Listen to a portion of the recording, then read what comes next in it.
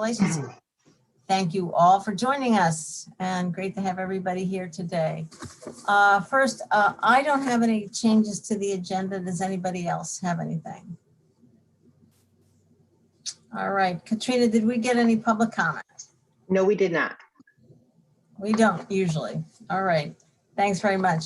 Well, let's go right to the NISAC report. Dave has a hard stop before 11 for a very important call with members of our congressional delegation. Dave Lucas is the Director of Finance and Intergovernmental Relations at NISAC, and one of the key people who keeps us up to date, and especially usually at the conferences we used to go to in January, late January or February. Dave's presentation on the state budget was always the, dare not miss that workshop session. So we're delighted, Dave, that you could take the time today and give us a sort of rundown. I know NISAC has put out a lot of information already on the state budget, but we're really grateful to hear directly from you about what happened last week. Yeah, no problem. Yeah, we do have a ton of information, excuse me, on our website, and I encourage you to go there at NISAC.com or .org and just go to the budget section, state advocacy. So there's a lot of material there. Speaking of conferences, before we get started, we are doing a county finance school, a virtual county finance school. It's usually for the finance professionals, your treasurer, your finance officer, or anybody who's an accounting person that needs continuing education credits. We've worked out a deal with the state comptroller's office where you can collect up to 15 continuing education credits on this. So that's on our website. And the reason I'm highlighting this is this Friday, we're doing a session about the CARES Act funding that the big counties received last year. It's on, I think it's at 10 a.m. It's on our website. I encourage officials to sign into that. It's Suffolk, Westchester, and Erie. They're going to talk about what their experience was working with Treasury over the last year, how they utilized their funding. Having talked with these guys, even though that money was not highly flexible, it's enormously flexible what they had. And the new ARP money from the Biden pass package is even more flexible. So I think there's a lot of opportunity, but for people to start thinking about where you can go with your own ARP spending, that the grants you're getting, I encourage people to listen in on the Friday webinar that we're going to do. So we all know the budget passed. The legislature left town. They're starting back up this week. They're basically going to do 2 to 3 days a week between now and when they leave June 10th. Because of election changes, they leave earlier now because they're canvassing and doing primary stuff they got to deal with in the summer. So they'll be back starting this week. They've passed so much legislation in the budget and prior to the budget. I'm really not sure what their agenda is for the remainder of session, but we have our priorities, things that weren't done in the budget. But just to give you a big picture on the budget, at this time last year, the pandemic was just getting underway. We were the epicenter in New York. The governor was projecting a $17 billion shortfall for the year that just concluded, and he expected $16 billion each year for the next 3 years after 2021. So by the time he released his budget in January, that budget shortfall had fallen from 17 billion to 10 billion. And it was mainly because there was two main factors. The federal government flooded the system with money. So people who did lose their jobs had enough resources to pay their bills and the economy didn't collapse. And at the high end of the scale, the wealthy and the super wealthy, the stock market was awesome. During that period, the huge amount of capital gains taxes coming in. PIT at the high end came in much higher than they anticipated, and that's why that number got lowered in the January submission of the executive budget. By April 1st, the deficit had evaporated. PIT came in even stronger in February and March, above expectations. Even sales tax was coming in better than they thought. or what they had projected into the financial plan. And then the American Rescue Plan passed and was signed into law, and there was $12.5 billion in totally unrestricted money, excuse me, for the state. So that allowed the executive to close, in the legislature, to close the gap, basically with no cuts in the budget. So, I mean, that's sort of where we ended up at the end of the day. You know, the state operating funds is the key factor that the governor always talks about. That's general fund money and restricted funds money, which is kind of, he has his 2% spending cap limit. That's what he talks about as the state operating fund. That's at 111 billion in the adopted budget. That's a 10% increase. Clearly not 2%. It's a 10% increase. All funds is up 10% as well, up to 212 billion for the full year. And the way they did this huge increase in spending. They utilized 5.5 billion of the 12.5 billion they got from the feds in the 2022 budget. They're reserving the rest of that money for out years in the state financial plan to fill in gaps. There's 2.8 billion in higher personal income taxes in the current year budget. Sorry.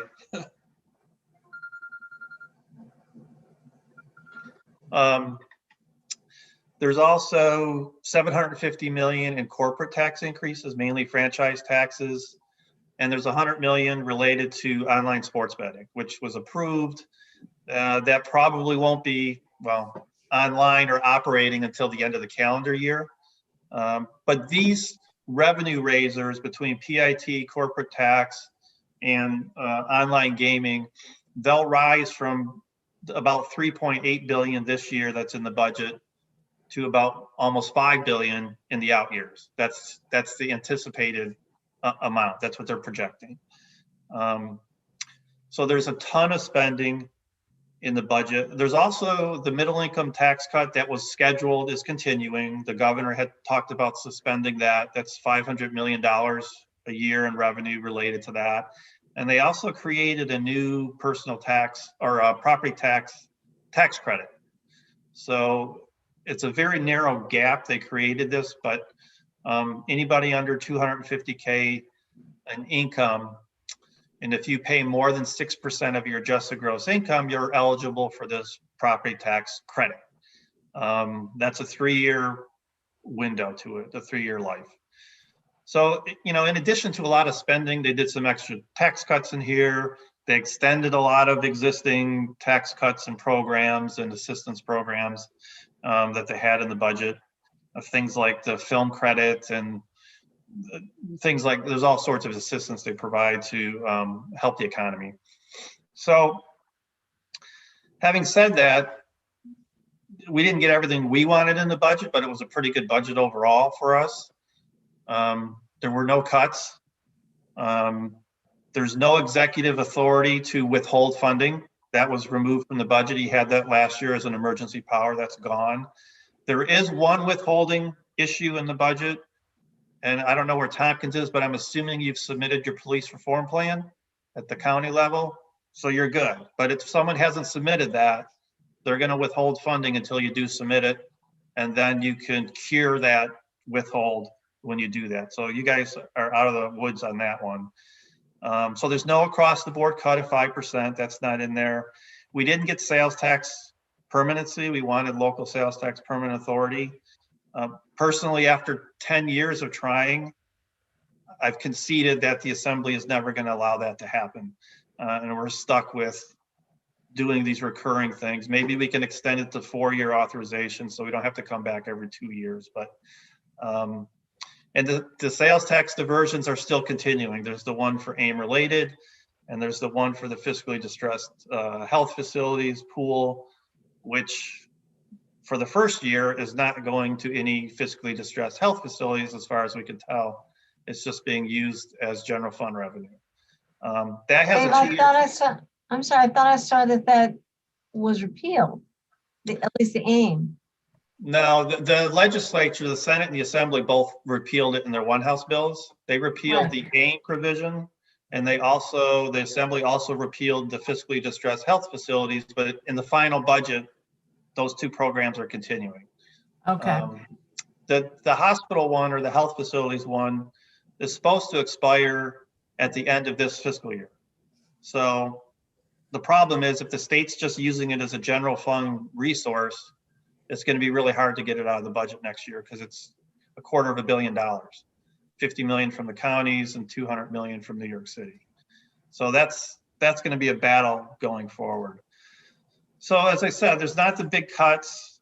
So there's a lot of new spending in the budget as well. I'm just going to hit some of the highlights here.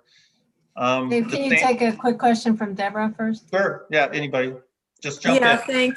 Thank you, Dave. It's really nice to see you here. I really look forward to your annual presentation on the budget every January. We filed a FOIL request with respect to the EF-MIP reconciliation. I don't know how successful that's going to be. However, I'm wondering if the state says that they're withholding a certain amount of our sales tax revenues by for a particular purpose, a distressed health facility, and they don't use it for that facility, would it be worth filing FOIL requests and making an issue of it, and perhaps to shame them into either using it for what they said they were going to use it for, or to stop taking it away from us? Yeah, I thought what you guys did was a great idea. We're hoping some other counties will follow suit. They're not being very cooperative in the two responses you've gotten back, I think. Yeah, I don't know if you can shame this governor or legislature to doing anything. The bill does allow them to not use it for health facilities. They could use it for general fund purposes, but they sold it as publicly to everybody in all their press releases that we're going to help health facilities during the COVID crisis because we don't know what's going to happen to them. So that's how it was sold to the general public. And it was also sold to the legislature that the counties won't be impacted negatively because we're getting the enhanced COVID FMAP, which is a different FMAP than we're talking about. So from a fiscal perspective, the legislature was, okay, we can do this on a temporary basis. As I said, we hope it goes away. But the fact that they're not using it for the intended purpose makes it more difficult to pull it out. But we want to keep up that fight and keep up the pressure on them. And we're hoping now that sort of the fiscal haze is cleared a bit as we move further away and out of the COVID pandemic and hopefully back to some return of normalcy, that they could release some of that money that they've been holding on to. I mean, they're holding on to almost $1 billion now of local money. I mean, about 2/3 of that's New York City, but it's still a ton of money that the state is holding, that it's not theirs, it's federal funds. So we want to continue that push and encourage folks you guys were leaders on that, and we're encouraging other counties to continue the fight. And we're going to push it too. We're going to let the dust settle here for a little bit and then approach the executive again and say, can we get some, a resolution to this issue? So not the best answer, but it's sort of where we are. Okay, thank you. Yeah. So just again, some of the highlights: the state and municipal facilities program, it's funded at $385 million. They had been funding that for several years. I think we were on our 5th or 6th installment before the pandemic hit.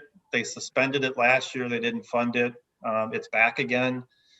And part of the reason I mentioned this, and there's a couple other things when I talk about economic development, the state created a small business, pandemic recovery fund. So they're reaching out they have a special program for New York City and the restaurants and, for Broadway.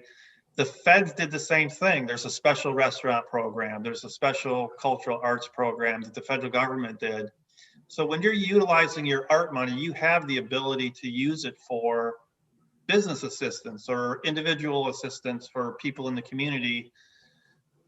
We're going to try to do an inventory of all the different assistance programs out there so people know what's there. We don't really need to duplicate a lot of effort, but maybe we can leverage effort and we need to be cognizant of what other people are already doing. The SAM money falls into the same pot. You could do just about any capital project working through your state representative and the regional governors people, whether it's a sewer project, a ball field, a community center, capital assets, dump trucks, things that have a multi-year useful life. All of that can be funded with SAM. So leverage what's out there. There's a lot of opportunities going forward, at least over the next couple of years. There's a lot of resources being thrown into the mix. You So said that's the state municipals fund? Municipal? Yeah, state, municipal, and it covers everything. It'll cover an engineering study. It'll cover the actual purchase of an asset, construction project. They're not huge grants. They tend to be several $100,000. It depends on the pull of your senator or your representative. When Hey, senator, this is like member. It's like member item. It's similar to member item. Yep, we got this money is. for the History Center, for the Tompkins, Right. for the Tompkins Center for History and Culture, and some other things. You Yeah, give it to your senator or something. Yep. Senator DeFrancisco is getting funding projects up to 10 million out of this pot, but he had a lot of pull. So I'm just saying it's a wide range of opportunities there for that. Ag was slightly boosted funding. I'm sure some of that ended up at Cornell and the ag programs there and some of the research they do. Community colleges, there was a $50 per FTE increase, but they restored the 98% floor on operating funds. And I know with the census dropping off last year, it was a tough year. I'm not sure how census is going to be going into this year. You really won't know until the first day of school how many kids are in your system. And I know you guys your community colleges had some fiscal issues as we go through, but the 98% floor should help in that regard a little bit. Elections, before the budget even passed, the legislature had passed multiple expansions of early voting, hours, the number of stations, polling stations, you have to have more. They didn't provide any funding originally, but the adopted budget includes 20 million for counties for capital. So that can help with setting up whatever you need for space, getting more of the poll books. That funding will be available. We didn't get anything last year, but we did 2 years ago for election reforms. There's the Environmental Bond Act, $3 billion bond act that's fully funded in the budget. That will not go to voters until November 2022, but it's in there, and counties and others will be an eligible recipient once they figure out exactly how they want to spend that money. Just on a personal note, I remember the state adopted, I think it was a $2 billion or $6 billion bond act in the mid 1990s under Governor Pataki. There was a project built near my house, less than a mile away, beachfront or waterfront access for the city of Saratoga Springs, using bond act money from 1996. So until they spend that out, it's got a really long tail on it potentially. And now they're coming in with another 3 billion. And I'm not sure that last one's fully spent out, believe it or not. So that's another pot of funding that's going to be available. We have been pushing for ZEV rebates, the zero emission vehicle rebates. We had separate legislation introduced. It was incorporated into the budget. So the rebates are going to grow from $750 to $2,500. It's important to note, though, they didn't increase the appropriation for that slot. So the money's going to run out faster probably, but it'll be bigger for those that get in. And I know there's counties already doing RFPs to buy their electric cars. So if you're interested in that, you might want to move forward quickly. The VLT aid was restored. That's a big impact for some counties. Again, the mobile sports betting, the RFP and response is supposed to go out by July. They're hoping to pick somebody by the end of the year and get it up and running. For a lot of these entities that are going to be applying, this is pretty standard for them. They're already operating in other states. 16 states already have online gaming, online sports betting. So what does that mean for counties? Any revenue from that? Not really, no. Um, and actually on the gaming front, they're allowing the 4 commercial casinos to go to the state and seek a reduction in the tax they pay, which means your gaming receipts could drop. They put a small appropriation of 7 million in here to help offset that drop, but it's a negotiated tax reduction. We have no idea how big it's going to be or not be. And right now, each of the 4 commercial casinos pays a different tax rate. The one in Sullivan pays the highest tax rate because they were always considered to have the biggest opportunity to generate revenue because of their proximity to New York City. I think Tioga pays the lowest, but it varies. But all of them are struggling under the pandemic. And they do have the ability to go into the state and say, I want to negotiate a lower tax rate. But that tax rate is how we get our share from them. So there could be some tamping down of that revenue stream for you. Are you guys, do you get part of the Seneca money too? Are you a split county or not? We get Yeah. Tioga and we get Del Lago. Okay, so so there could be some downward pressure on that number, and I'm not sure the 7 million is going to be big enough to hold everybody harmless, depending on what happens. Dave, we want to leave a little bit more time for questions too. So if you want to Sure. wrap up. Yeah, I mean, the other big thing too is CHIPS. CHIPS funding increased by 100 million from 438 to 538. Pave New York, which is other road money, that increased by 50 million. And the extreme winter weather went from 65 million to 100 million. Really big increases. Whether those are sustainable, I don't know if we're going to see another $100 million increase in extreme weather next year, but we did get the 100 million into the CHIP base. So usually once it's into the base, it sticks. So that's a very positive thing. I just want to mention a couple other things not related to the budget, and then I could take questions. Sales tax. You guys are one of the few counties that have lagged behind in sales tax compared to everybody else. I've had a lot of discussions with Jason. We think we sort of know maybe why, but you never really know until we go back in the history books and figure out exactly what happened. But the sales tax data going forward from this point is going to be even more weird than it was last year, because now we're comparing April of this year to April of last year, and we know last year's data is no good because it was a complete anomaly on how sales tax was paid out. You're going to have to look at it over a multi-month period to get a good sense of where you are. So I looked at the cash receipts for all counties from January through April, the payments you received. Now that's not activity in those months. It's usually preceding months where the purchases were happening. But the 57 counties were up 124 million over that 4-month period compared to the same 4-month period last year, which is about a 5% increase. You are one of 4 counties upstate that's still slightly negative.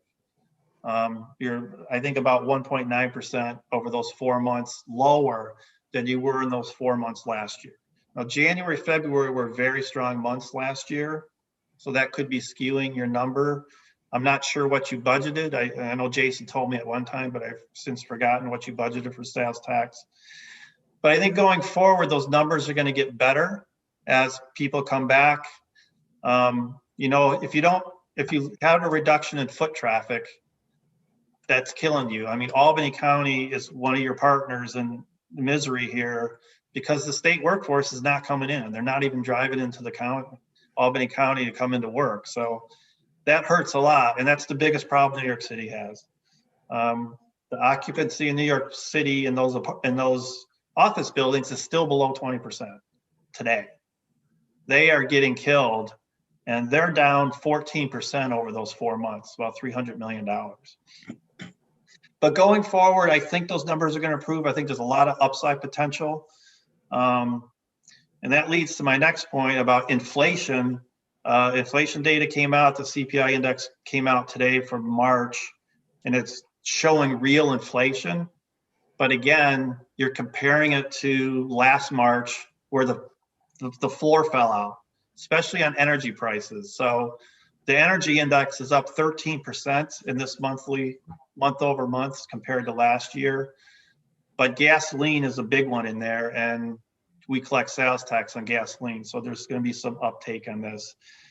At the end of the day, we're going to have a bump in inflation over the next several months because as the economy cratered, prices cratered, but now they're really rising, especially housing prices.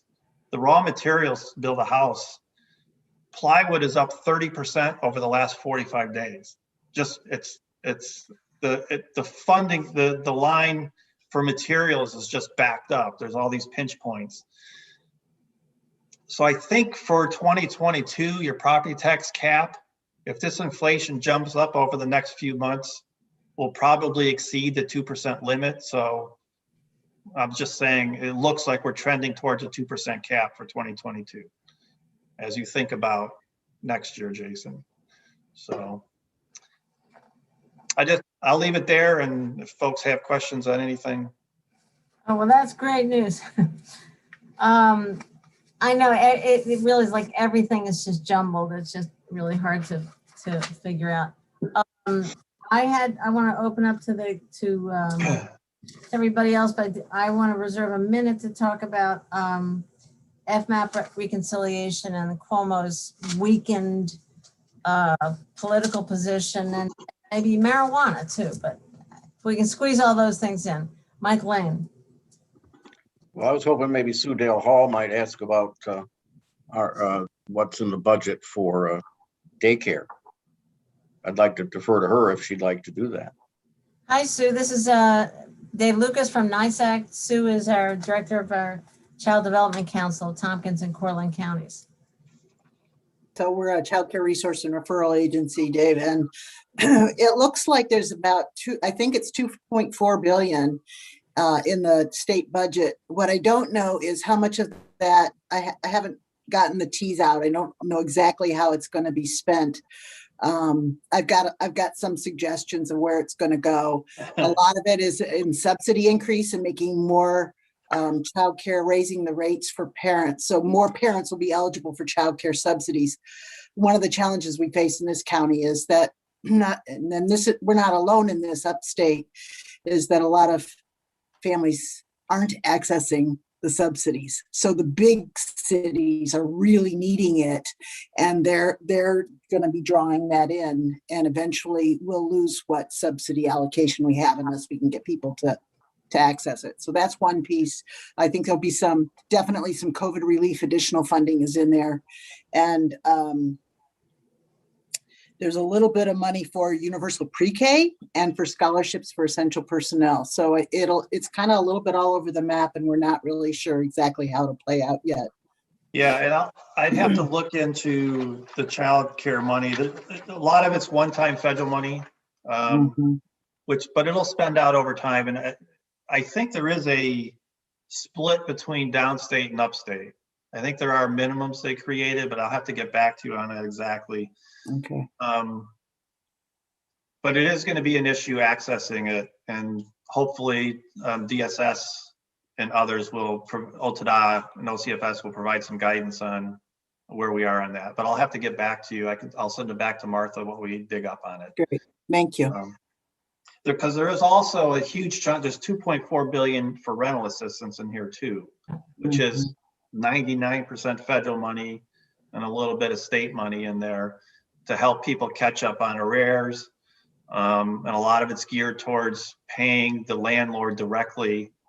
And it includes requirements in those situations that if the landlord accepts the money, they have to guarantee they will not evict that person when the renewal comes up within the next 12 months. So it's kind of putting protection on the back end and prospectively. So this additional federal money, there's buckets everywhere. There's $30 billion out of the American Rescue Plan going to state agencies for existing programs. LIHEAP got boosted, child care got boosted, homeless assistance got boosted, CDBG got boosted, all these different programs. Some of their appropriations are 10 times their annual appropriation they would normally get at the federal level. So there's a lot of money flooding the system, and hopefully we could put it to good use. But I just want to point that out. There's a ton of money that's coming into the state that's not really budgeted directly. It's extra money. A lot of it's supplemental money, not supplant money.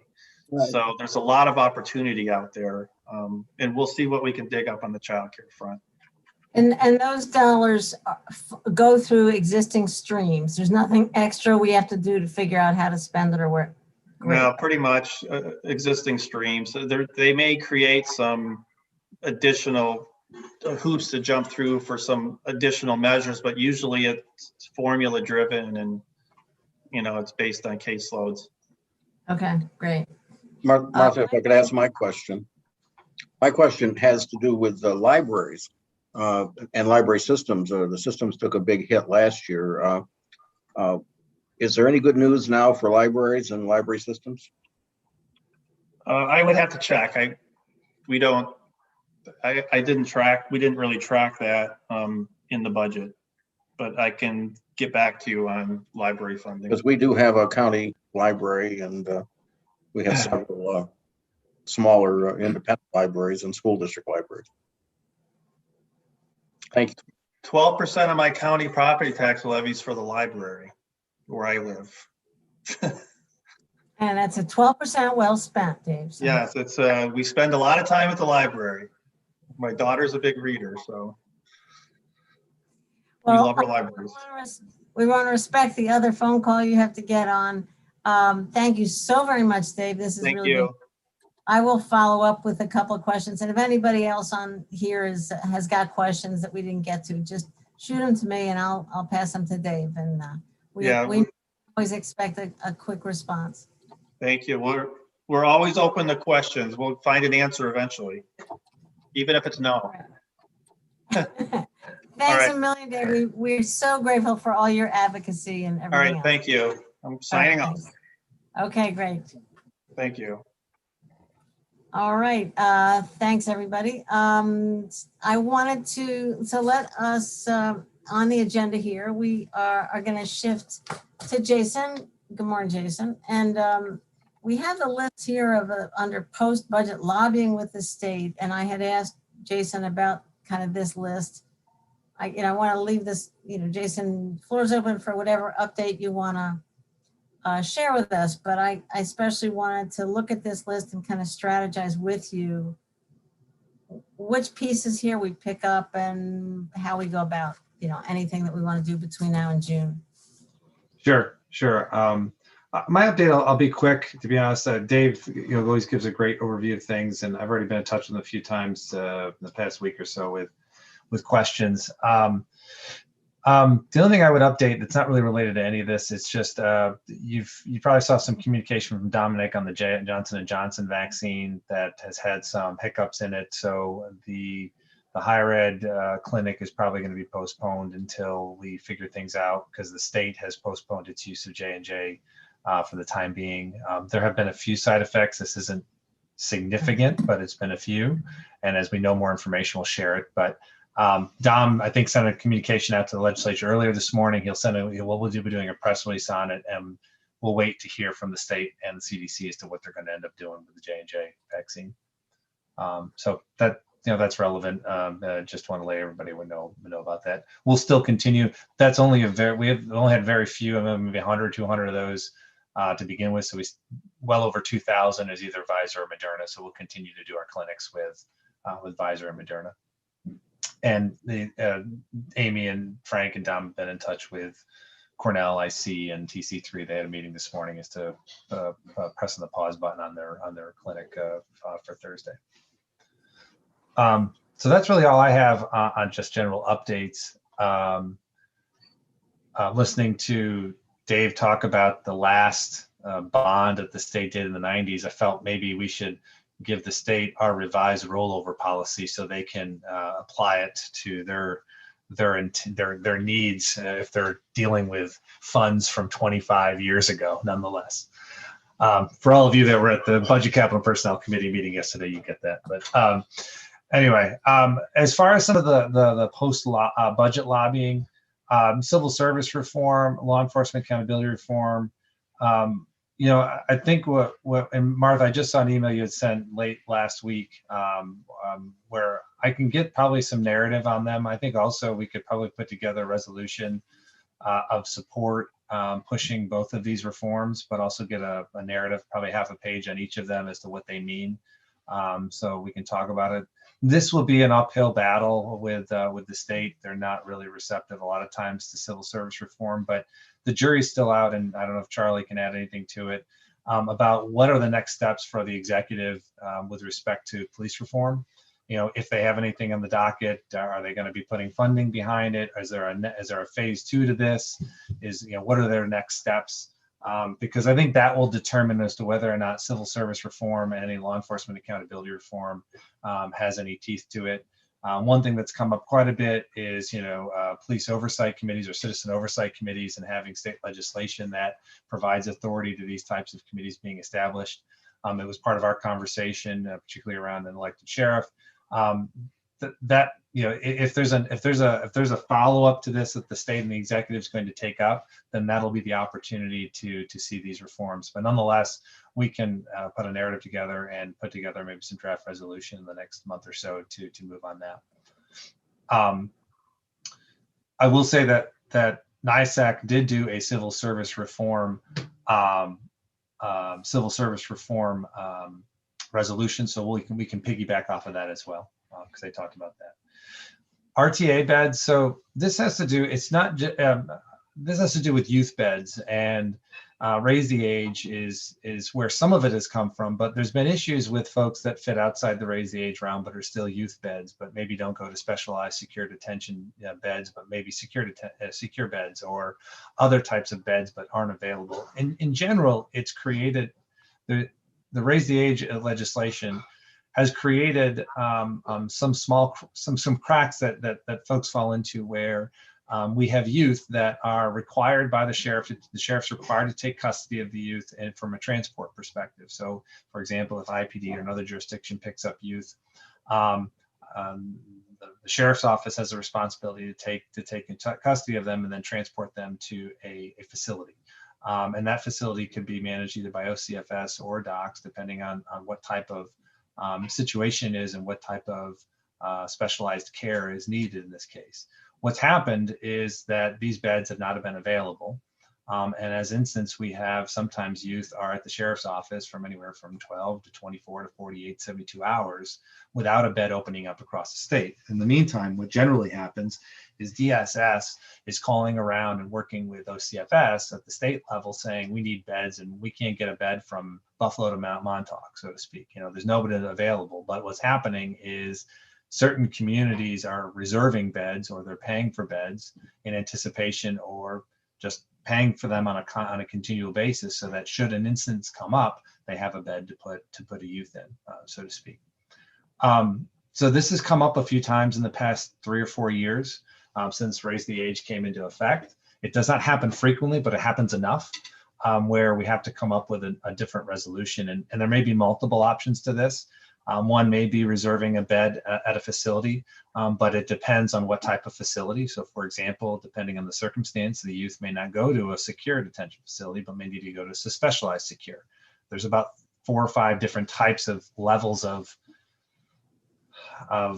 care that depending on the circumstances that surround the youth that we have to figure out. So there's the opportunity, there's a possibility of basically permanently holding a bed, which you pay for. There's the possibility of doing it jointly with other communities. There's also multiple other options that we have to kind of evaluate. So later this month, I have a meeting with Kit and some other folks to kind of go through the circumstances that we've faced over the past 2 or 3 years.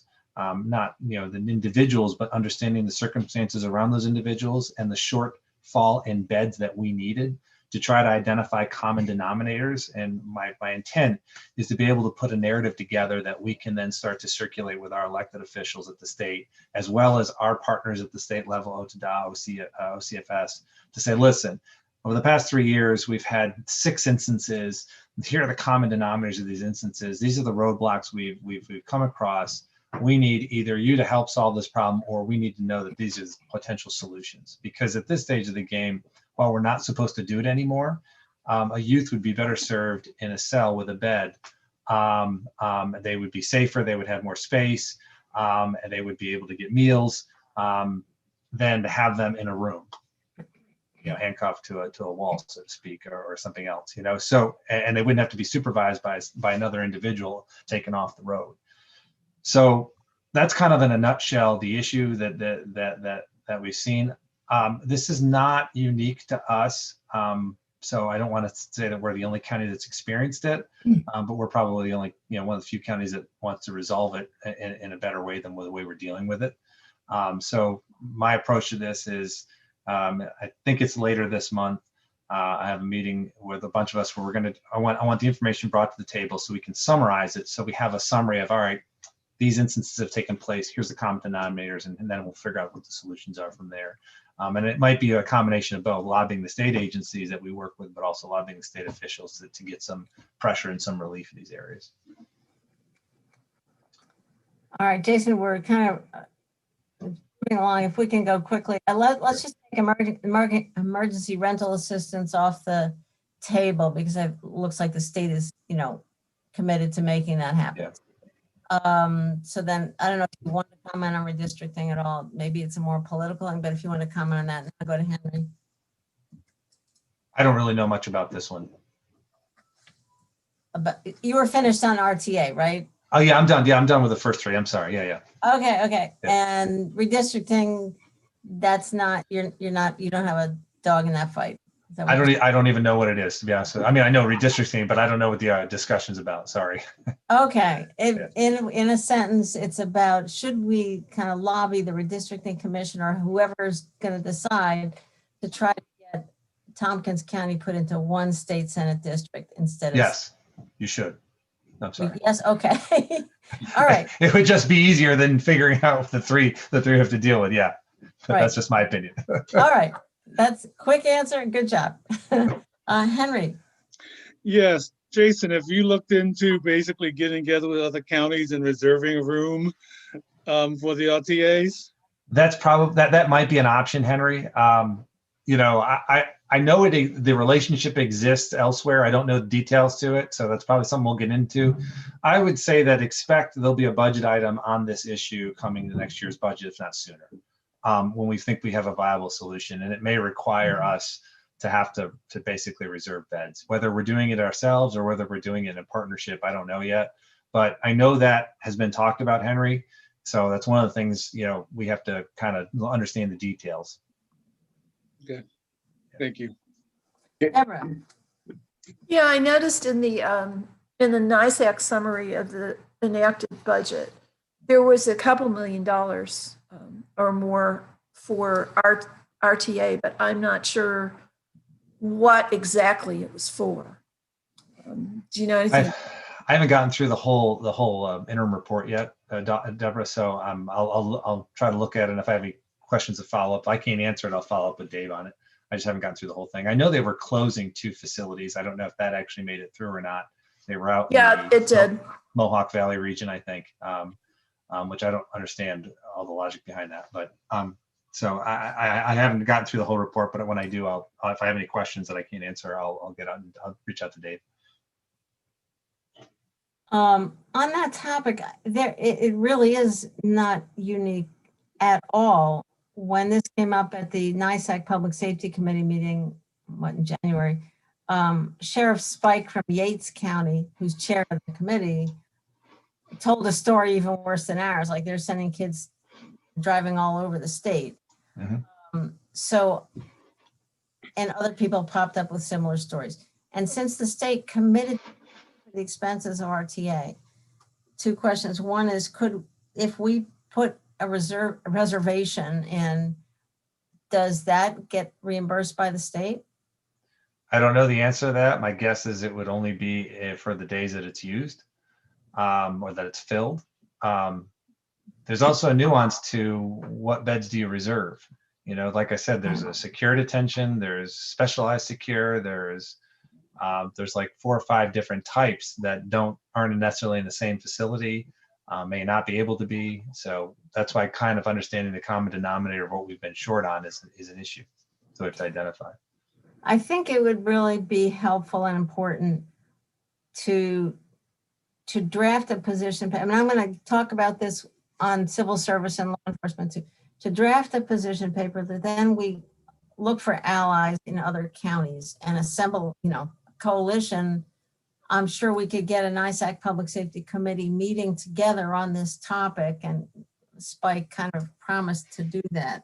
So I don't think we should go it alone on this one, and I think can easily get other counties to join in on the conversation. Yeah. Okay. I don't think it'll be hard to get them to partner with us. Yeah, so when we have that kind of statement of here's the problem and, perhaps potential solutions. Mike Lane? Yeah, I certainly agree with what you just said, Martha, about trying to get other counties together. Jason, Lisa told us that the 11 county effort was shut down by the state, said they wouldn't agree to that.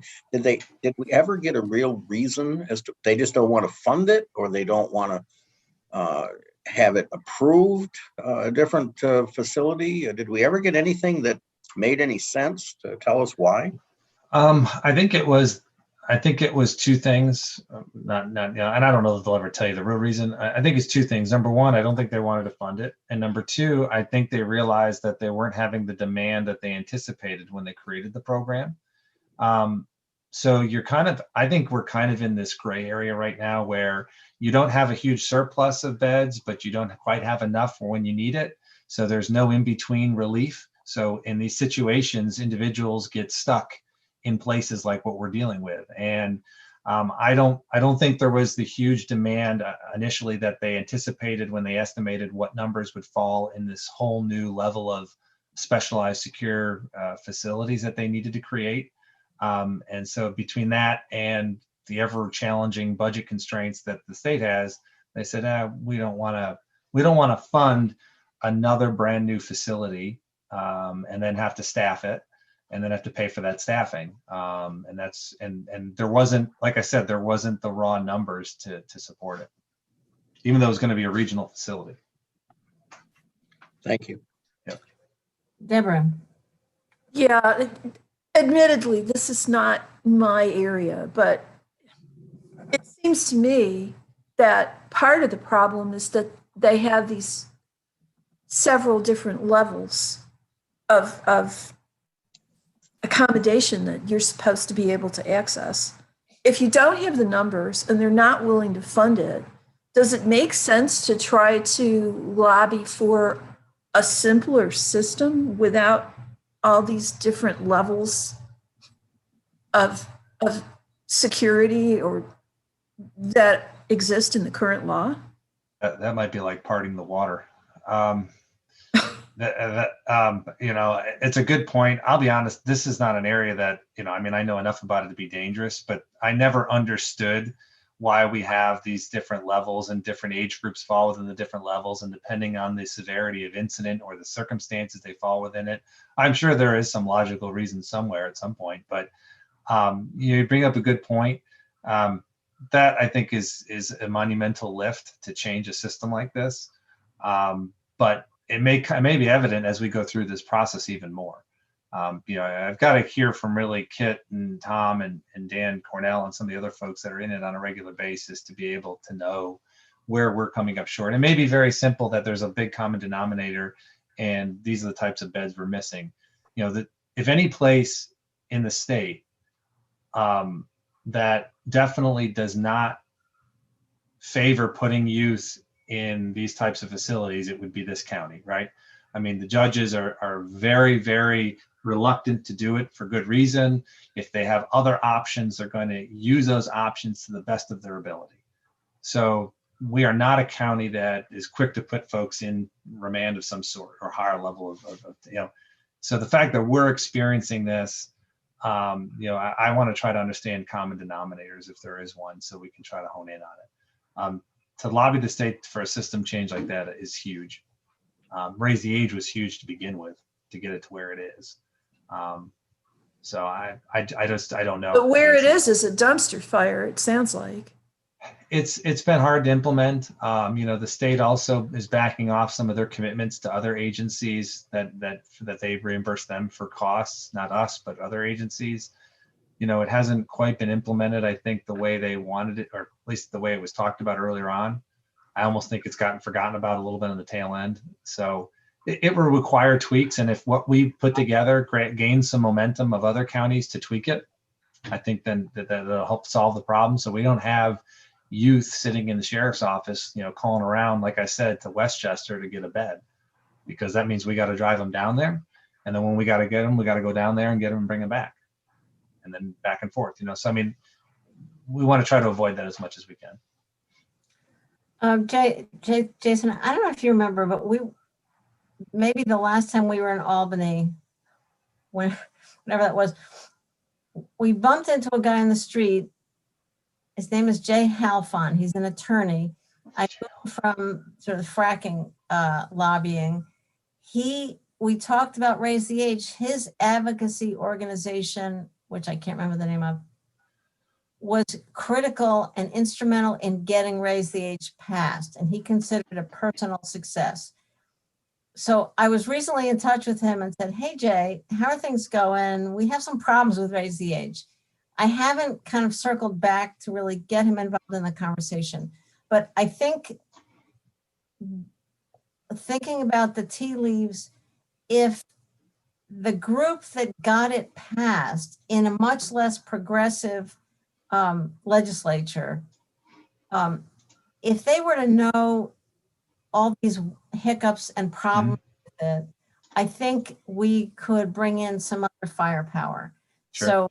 So I look forward to hearing what comes out of your meeting with staff. If this involves, maybe we should bring in either the Public Safety Committee as well, or HHS, whichever. Let's try to kind of move something along here. I don't know if it's tied to getting something done by June, but let's. I don't know that it's going to matter, to be honest with you. I don't know that we need a legislative session to make these changes. I mean, I think this is going to be an agency push more than a legislative change, at least at the onset. And if it is going to require a legislative push, you're not going to be able to do it before June. You'll have to be lined up for the fall. Sure, right. Because you'll need NISAC to support that, and so on. So it'll be a longer haul. But I think once we get some summary together, bringing in, when we think we know what the solution is, assuming it's similar to other folks, then we can start to line up how we advocate for it. Okay. Sounds great. And then similarly with civil service and law enforcement accountability reform, that resolution NISAC passed actually came from us. Yeah. So we have gotten the conversation started at NISAC. Similarly, I think if we could get other counties together and do something, not just us. I was looking at the committees that we might want to go to. Do you think that would, maybe this is a Charlie question too, do you think that's a legislative play first, or, I mean, that's civil service is statutory, set in statute, right? So it really has to go through any change has to go through the legislature, doesn't it? Yes, it does. For the most part, any of the changes we've talked about, rule of three, that type of thing, all that would have to, that's right, Charlie, that would have to be legislatively changed. And I'd have to look again at the resolution and see what NISAC supported. Most likely what NISAC put forward means a lot of the other counties support it. You're going to get into union issues too with this, so we'd have to understand where the strength and the arguments are, and who the opposite, who's going to oppose it, and so on and so forth. I think though the way you're going to get civil service reform is if the governor and the legislature wants to take the next steps on police reform. Frankly, that's having done this for 20 years now. Civil service reform has been an issue always, and it never gets any traction. So it's got to have an issue like this. That's my opinion. I don't know what Charlie thinks about that, but it has to have something else moving it. That's interesting. Okay, because the Public Safety Committee, NISAC, did include sort of the band of three, the rule of three. Continuous recruitment, rule of three, those are two big ones, which are not Pass-fail. hard to move, but you've had opposing legislation in the past that wanted to go to a rule of one. I don't think that bill's been introduced in a few years, but again, I don't remember. This was probably 5 years ago. There was maybe Charlie remembers or not. There was a piece of legislation where a legislator wanted to go to a rule of one, so want to go in the opposite direction. Okay. All right. Well, so this is that's a really multi-step and long-term challenge, but you're right. I mean, maybe if somebody wants to make it look like there's movement on law enforcement reform and beat their chest about it, this could be a way to get it done, to make some movement. All right. Great. Well, we certainly look forward to what documents you can pull together on that and on both of those issues. That'll really be helpful. And I think this committee would be, if I'm speaking for the other four of you, would be happy to be involved in that strategy and trying to move those things along. Yep. We'll bring some stuff forward next month. Okay, that sounds great. Okay. Any other comments or questions for Jason? All right. Thank you very much, Jason. Oh my God, time with the agenda. How'd that happen? Hi, Charlie. How are you? Good. Diane Miller is also available. I think she was going to try to come in at 11:30. Okay, And, awesome. Love to have her. She's She got a hadn't lot of responded. yeah, she told me she didn't respond, but she's available. She'd like to Okay, join if she can. So all right. So the floor is open. What do you think? it's sort of a different year, in many, many ways. You guys talked about some of the issues, unpredictable, many twists and turns at the state level, just, different dynamic, obviously. And again, you've talked about the results of it. And again, I don't, some of it, we don't know how it'll work out. We also don't know what the, long-term, if many of these programs go away or stay, or, but happy to answer any specific questions you have. I made like a short list of things that I think you guys either talked about or other things that you care about. It just, yes, the federal money made the difference. We all know that. Without it, we would be talking about, large cuts to everything. And with it, we're talking about increases to almost everything. Yep, absolutely. Deborah. Yeah, thank you. Yeah, I don't know if this is a question that you have the answer to, Charlie, or maybe Diane would know, but Martha circulated a list in the last couple of days of the federal money that's going to be going directly to our colleges and universities. So Cornell, IC, and TC3 all stand to receive a fairly substantial stimulus out of the latest federal legislation. And it's not clear what you're allowed to use that for. I mean, is that unrestricted? Is it supposed to go to students? What can it be used for? Yep, I'll try to answer that. And if Diane were here, she would answer it much better than I. But I don't know if she got an invite. If maybe she'll come in a minute. But She's on the list. She always gets it. Okay, great. So the last, there are always restrictions on how we can use it. The last restriction that I remember was half of it must go directly to students for anything related to this public health crisis. And so schools like, I know at Cornell, we were finding students who didn't have a laptop and they needed it for classes because everything was online, or needed, and again, these are not huge grants. These are actually sort of in the hundreds and maybe $1,000 range. These are sort of emergency grants, and that half of it had to go directly to students, and the other half could be used for anything on campus, like upgrading your IT or putting in some of these new physical barriers. Some of the accommodations we needed to do to deal with the new guidance on the pandemic. This room has to be reconfigured or air handling. Here's Diane. And I know that we chose. You're talking about CARES money, right? Yes, we are. Yeah, that's right. Okay. That was the last one. All right. So this new thing is ARP, isn't it, Martha? So Diane, the question is, of the new money that comes directly to colleges and universities, what are the restrictions on that? How can that be used? Hi, Diane. Hi, Martha. Thank you I'm sorry I didn't RSVP for this, but had some stuff this morning.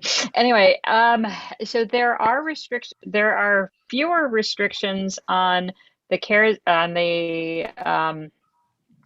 ARP money than there were on the CARES money, but the ARP money ARP is like CRISA, so the assistance that was passed in December.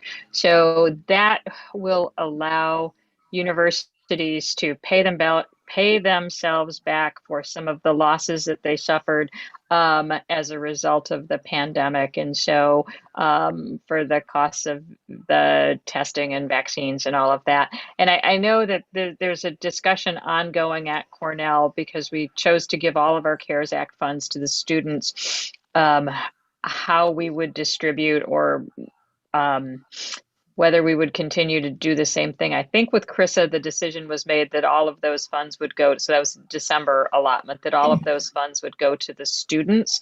And then still deciding on ARP.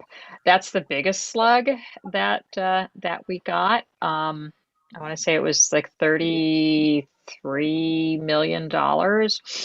And half of that has to go to the students, but then the other half can go to pay for other expenses. So I think that those decisions are still being made. If I could just give it a little perspective.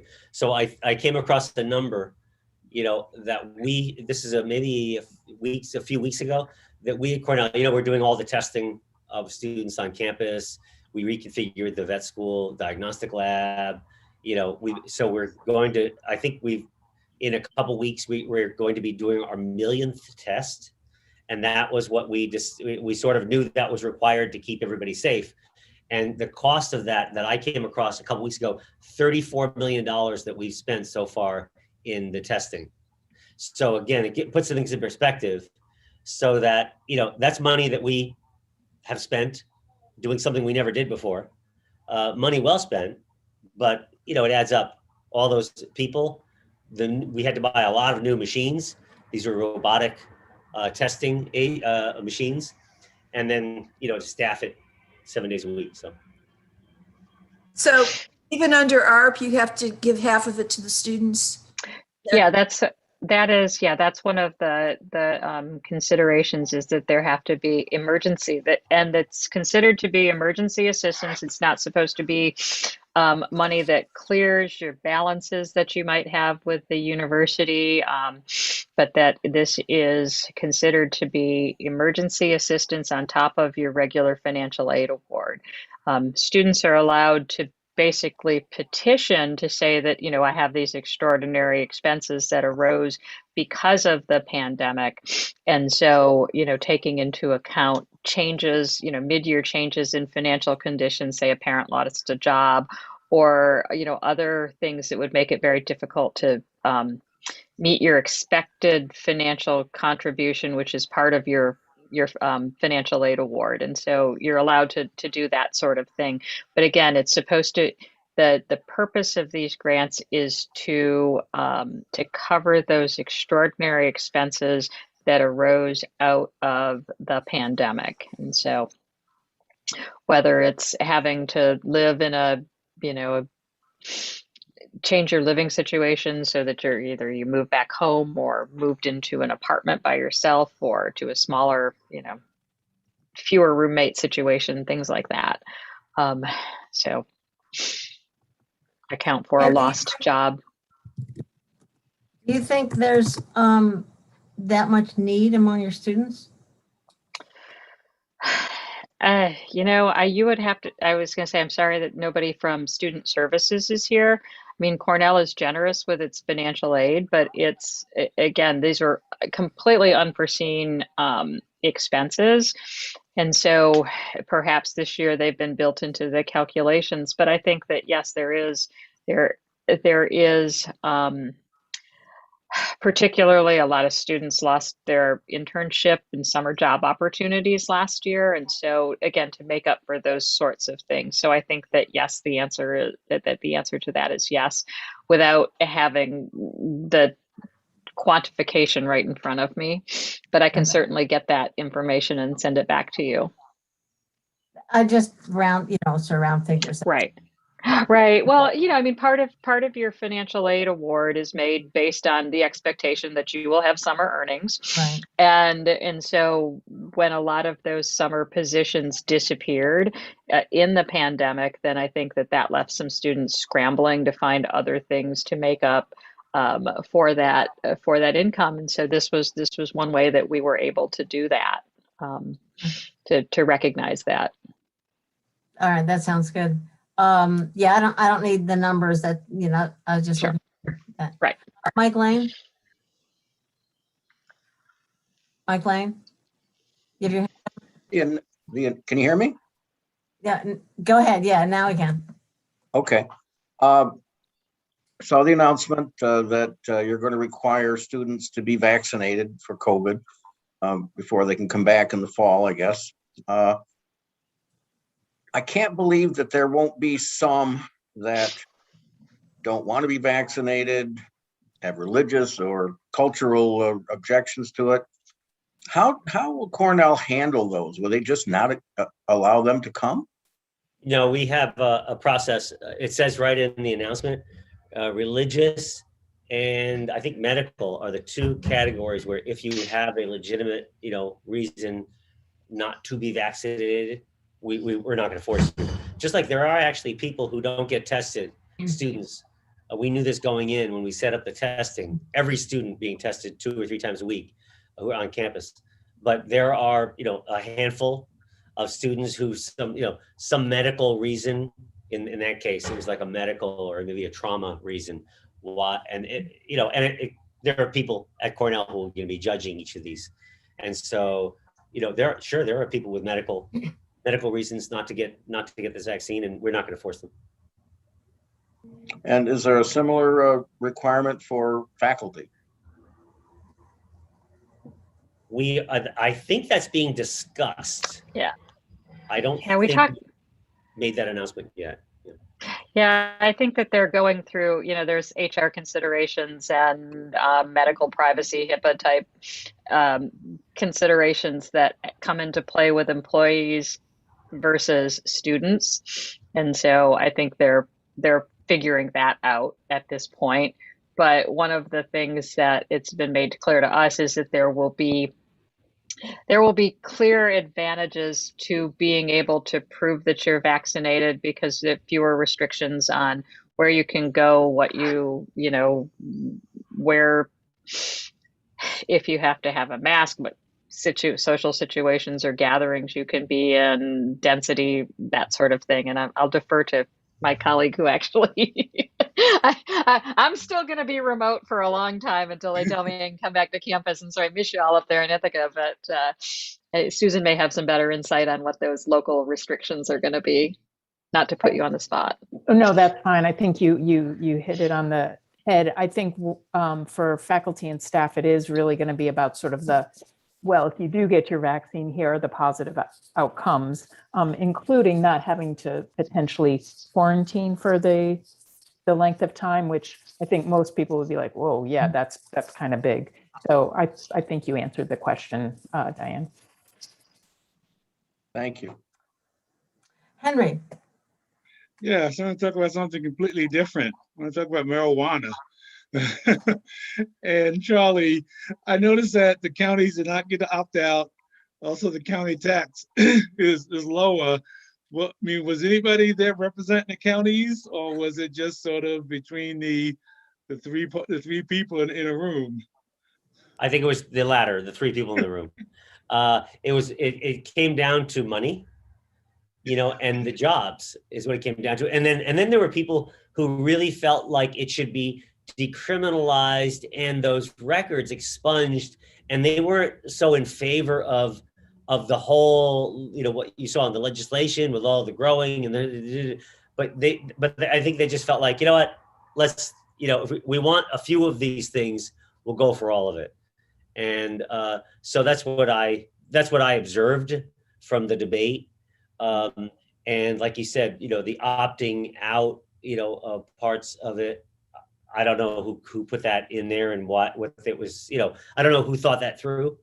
And again, I don't know really how it's going to work. A lot of talk about it, and then how it's going to be enforced. There's even talk about it at Cornell. We're a smoke-free campus, so you're not going to be able to smoke marijuana or cigarettes. But then somebody off campus could be growing it. So it's like it's going to be very tricky enforcing this, and obviously a lot of conversation about driving, being pulled over, and how it's measured, and what's driving impaired and under the influence. Oh my gosh, they haven't worked that out, and I don't know how it's going to be worked out. But they basically, got this thing through, and now we're going to be sorting out those details. Yeah, Charlie, and one word on the smoke, brown.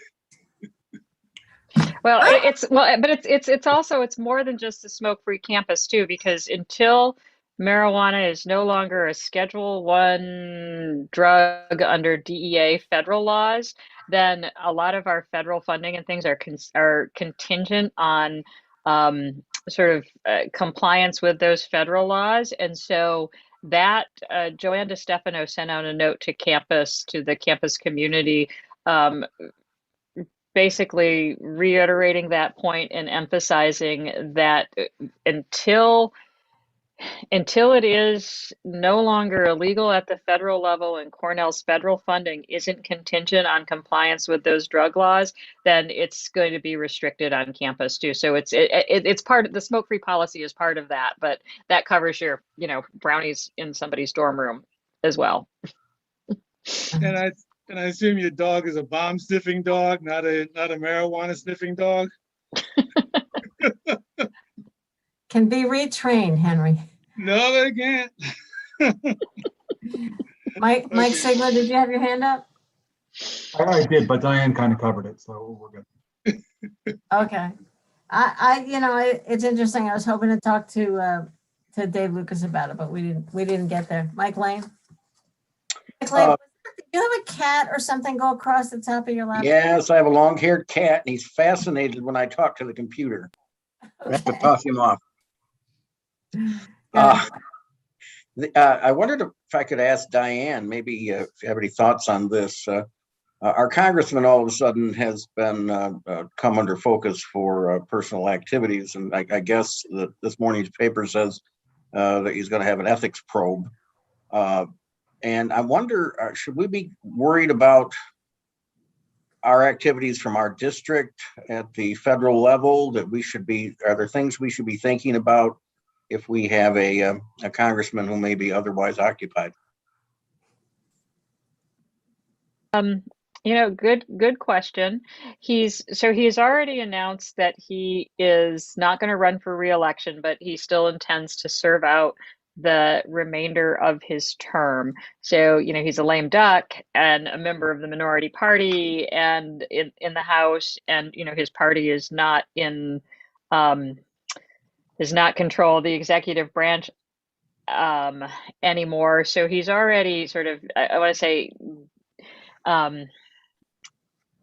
lesser, I guess it sort of has a lesser status or a lesser ability to impact. Now he was, we were looking forward to him being kind of this deal broker with the Problem Solvers Caucus and being the, the person who, with this bipartisan group that he was the co-chair of, being able maybe to swing close votes and to, get folks to, start working together on issues that were close calls or contentious. And so it's not clear yet how his personal situation is going to affect that. He hasn't stepped down from the Problem Solvers. knowing how these ethics committee investigations work, or sort of being familiar with the mechanics of them, everything takes place behind closed doors and we don't know anything that's going on. They announce when an investigation is started, but you won't hear anything about it until they issue their findings. So far he's not been accused of a crime, that kind of a thing where he would have to step down from his committee assignments. So he's still a member, he hasn't been arrested. So he's still a member of the Ways and Means Committee and still is the ranking member on one of the subcommittees. I think it's the Social Security subcommittee. So he still has a position of some influence. But I think that that's going to be this cloud that's hanging over his head. Now, the question is, if other folks come forward, if there's other things that comes out in the course of this investigation and he changes his mind about not resigning, then we have to deal with the fact that we wouldn't have a representative until there was a special election, or perhaps until, the end of, they might just say, you know what, we're just going to let it go until everything's redistricted. That would be the absolute worst situation, where if he resigned and that seat was left open, that would be worse than having a lame duck who has this investigation open against him. He's owned up to the conduct that he was accused of, and said that he has, taken treatment, or he has gone through treatment for alcoholism. And so I don't see the punishment from the committee being anything where they would strip him of his assignments. I mean, it may be that there's some kind of a censure or reprimand like that, but I don't see it being, I don't want to say that it's not serious, but I don't see the punishment being detrimental, but I think that he's laying low at this point. You don't see him on the news every day like you did before, and while he sorts through this. He looks like a cherub compared to Matt Gaetz, so.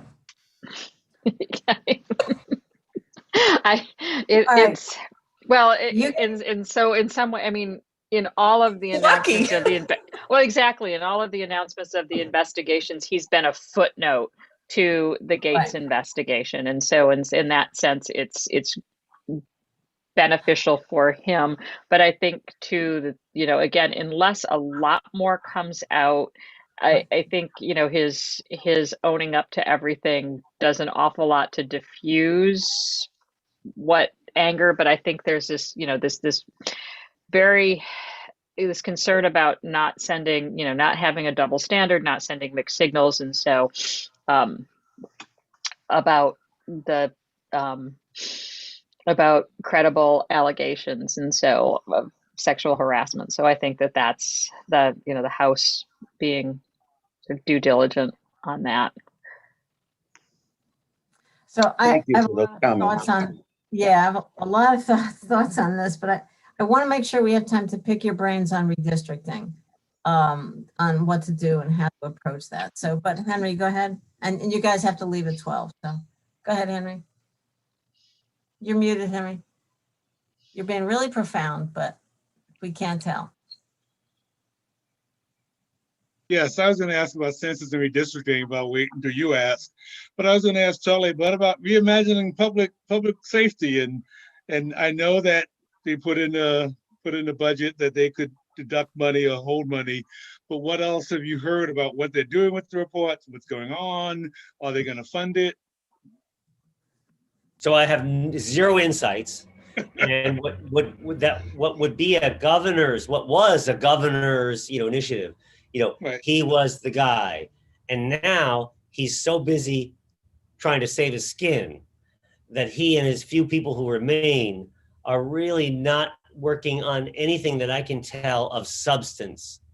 They're so busy, I'm sure, Right. this isn't fun to say, but they're so busy with their lawyers, Right. trying to just protect themselves because they're under these multiple investigations that, every time we try to get an answer from anybody, we don't get an answer.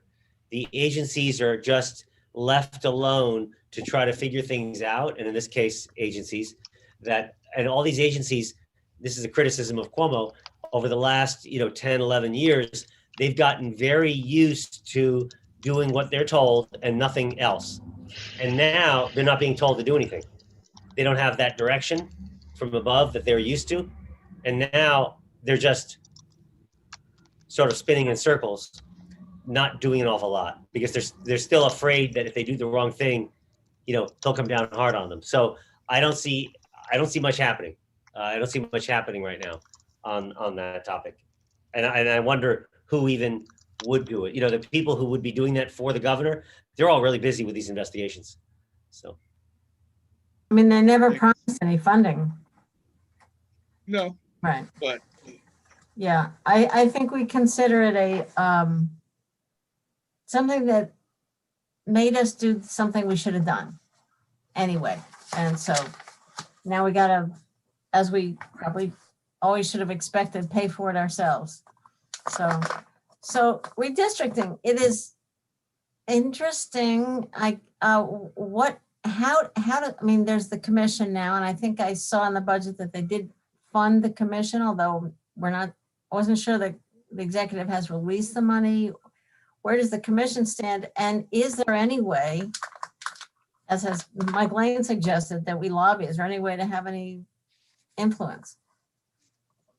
I'll just say very generally, at the state level, sure, people lobby, members of Congress lobby, they come to Albany once every 10 years. A lot of them are former state legislators, and they come and you see them and they hire lobbyists and they're there sort of arguing for certain treatment. They want a certain area, or they don't want a certain area. And they're in there making their case. That's sort of after the numbers come in, that's after I think they get busy.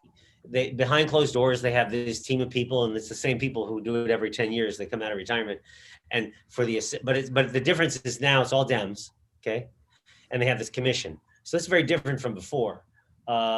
So first, the census numbers have to come through. They have to be examined and sort of make sure that they're totally accurate, and then people get very busy, and the people who have an interest, of course, the technical people. It's not just what's the best, lines. It's, who does that affect and how? And sure, I expect there'll be a ton of it. And of course, the state assembly, the state senate, and the congressional, they're all different maps. So there'll be people interested in all these lines, and there'll be a lot of lobbying. You bet, sure. I mean, it's our congressional district, which everybody's talking about probably will go away, especially with Tom Reed in trouble or resigning or not running again, and the state senate issue. Yeah, well, that I was going to say, Tom Reed's retirement makes redrawing the federal lines easier because they don't have to protect something for him, and so they're not going to necessarily pit member against member. I think the last time I looked, they were going to report the numbers on April 30th. I don't know if they've gotten a further deadline or if they've further extension on that. But in terms of, but that's the triggering event for all of this. I know folks have been having conversations behind the scenes about how accurate this count is because of the concerns about the pandemic and response rates. And so there may be litigation may come out of this, but I will defer to Charlie on how anything happens in Albany after the federal numbers are reported, because that, to me, that's like that all happens in that back room with those, secret people. If I may, there was a report, I think yesterday, saying that we may not get the census figures now until summer, and that I think New Jersey and Virginia are going to go ahead with elections based on the old districts. I don't think we have that choice if we're going to lose two congressmen, for example, like we have the last couple of census. So we just are, we're kind of up in the air. Yeah, those two states, they have those governor's races right this year. Right, so that's different. They're always different on a different cycle, but we have the sort of the luxury of, waiting a little while longer to draw these lines, and then they have to approve. It's always interesting to me. Senate, Assembly, Governor, it's a piece of legislation, and they all have to sign off. And, you get a governor in this position. Again, I'm just, nobody talking about vetoes, and I didn't see any vetoes. But again, you get a governor who knows what power he has, and he has he has super majorities, but he also has the veto pen, and of course he can be overridden. But on redistricting, if he's still governor, that could be very interesting, because there are big high stakes, and he knows what the stakes are, and he knows what leverage he has. And so again, that's just down the road after the numbers come in and after people start drawing these lines. So let's say the numbers come out in the summer. How do we prepare? I mean, like if we want to actually take some action, we should kind of get mobilized now. Is that like, do we literally hire somebody? Do we? Yeah. This is sort of out of my league, but I'm just going to throw. I know, but we had nobody else to ask, Charlie. I've got a couple of ideas. These are my ideas. Rather than you guys independently, you could come up with like what you think would be optimal. But I would say almost put your lot with talk to a couple people. I'm just thinking at the state level, forget Congress. I'm thinking state senators and assembly members. And, I would say touch base with some people in the geographic area that is possible, and see if you can get what they think. Hey, Senator so-and-so, we were thinking this could be a good, wow, really? I mean, I never thought of Ithaca. That's sort of not close to where I live. Well, when you look at it, look how it breaks down. Let's talk to somebody who knows something about these maps and the population. Oh, wow, that's sort of interesting. I like that. Maybe I'll push to have Ithaca in my district. Again, that's just an idea. I would sort of think about people before you think about geography. Like, we want to cover this area instead of that area. I think, who do you want to be sort of with for the next 10 years? I think of it that way. I think of it as people, because then it's not you alone. It's you're teaming up with some real flesh and blood, somebody with hopefully some influence. So that's my idea. Okay. For example, State Senator Rachel May is in Onondaga County, right? Very good. Excellent. Yep. And one of her chief staffers is Hal McCabe, the mayor who happens also to be the mayor of Homer, who we bumped into the last time we were in Albany. Deborah, you remember we kind of walked by and then kind of in the office. Yeah. Yep. Sure. Oh yeah. Definitely. Yep. Okay. That's really interesting and good advice. I mean,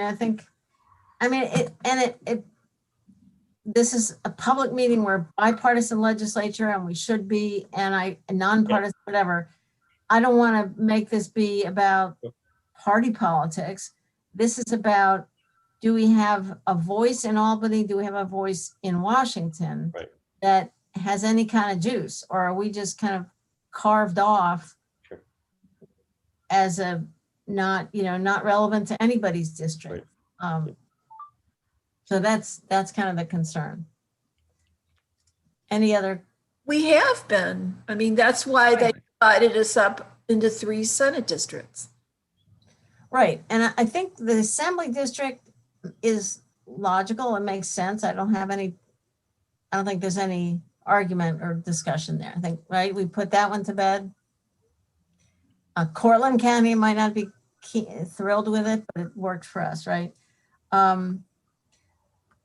In a sense, Tom O'Mara's district, as I remember it, it's not too terrible, but the fact that, because it's a couple of, it's Steuben and Shaman, it's a couple of coherent counties. It's not like Seward's or Oberacker's district is insanely drawn.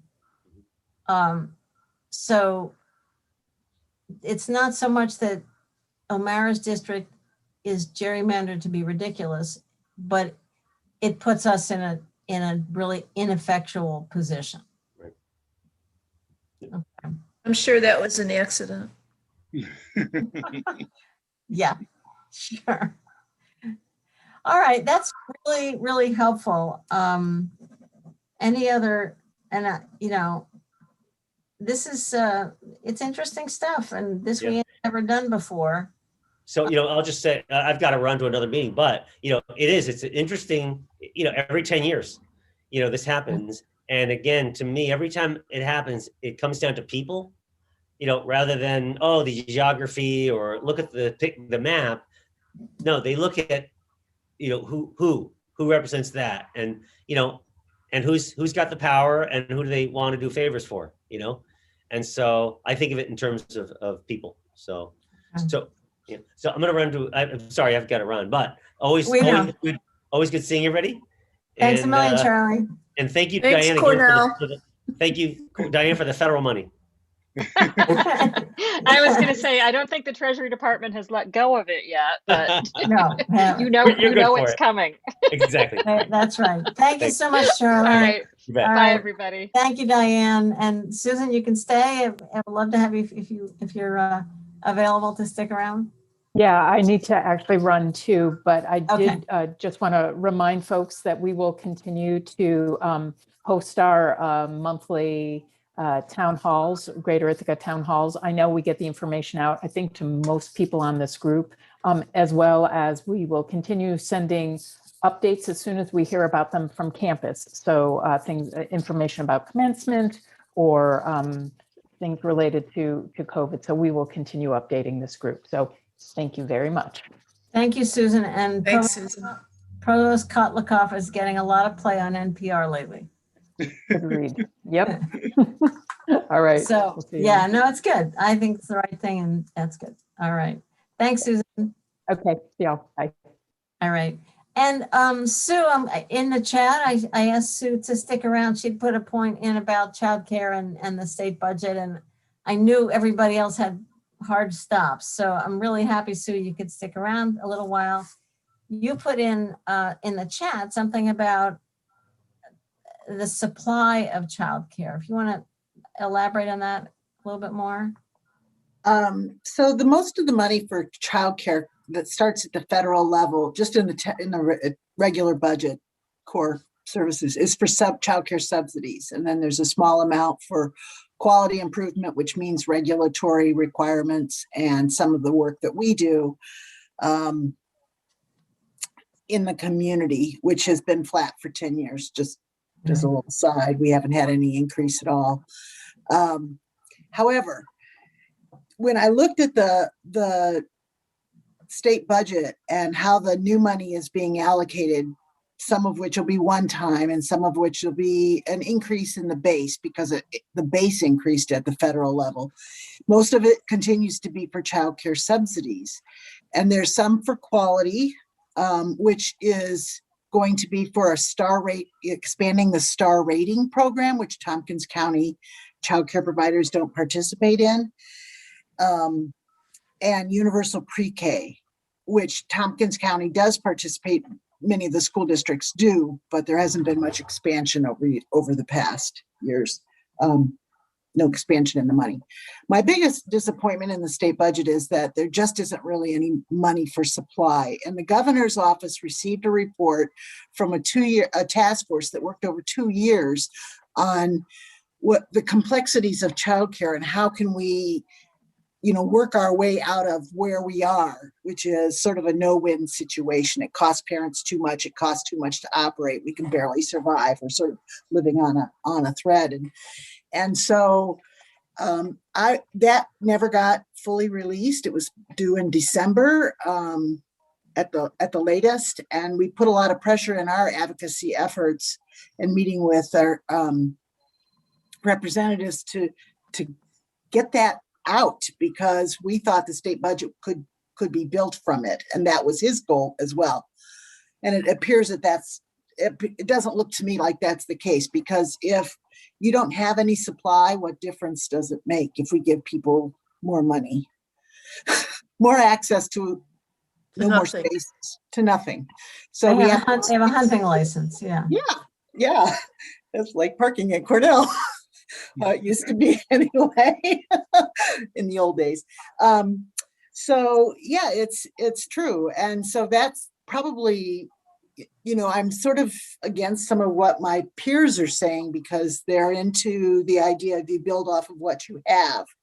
And the problem is, to me, that everybody knows the childcare deserts are sweeping across the state, and in our county, we're feeling it too. And we're really proud of the fact that we were able to keep and restore the childcare programs that were temporarily closed during the pandemic. Some other counties may not have had that. So anyway, that's my concern. A lot of these things are sold as, buying spaces, but they don't really create spaces. Thank you, Sue. I noticed the expansion of pre-K, which is important, but you and I have talked in the past about the distortion that places on nonprofit, private, on the K-5 market for childcare. That 4-year-olds, is pre-K meant to be 4-year-olds or 3 and 4? Just 4-year-olds? Pre-K that they're talking about, what was used to be called universal pre-K, is for 4-year-olds. 4-year-olds. Yeah. In the childcare program, it's 3 and 4-year-olds. Right. Okay. When you take 4-year-olds out of the private market, and they're now in public schools, basically, you've taken the sort of low at an economic level, you've taken the lowest cost units out of the project, out of the service. And you have to maintain parent fees and all your operating expenses with only the more expensive children, the infants and toddlers, or disproportionately. So while it's a great thing for families and children, and the general recognition of early childhood as a public good, it actually creates more burden, more difficulty economically on the providers who are left. Is that right? That's absolutely right. So you imagine that you can have 3 or 4 infants with one caregiver, but you can have 20 with 2 caregivers. So 1 to 10 essentially, for the 4-year-olds. So that really shifts the economic, and the money goes across the board. To pay the administrative costs or to have a building and space for infants ends up per child costing more, because you can have fewer children in a group. So that's been an ongoing issue that really fails to get good traction in terms of policy. Right. And full disclosure, Sue and I talked about, well, what can we do about supply here, and the land across the 25 acres that the county has next to the hospital that the county owns.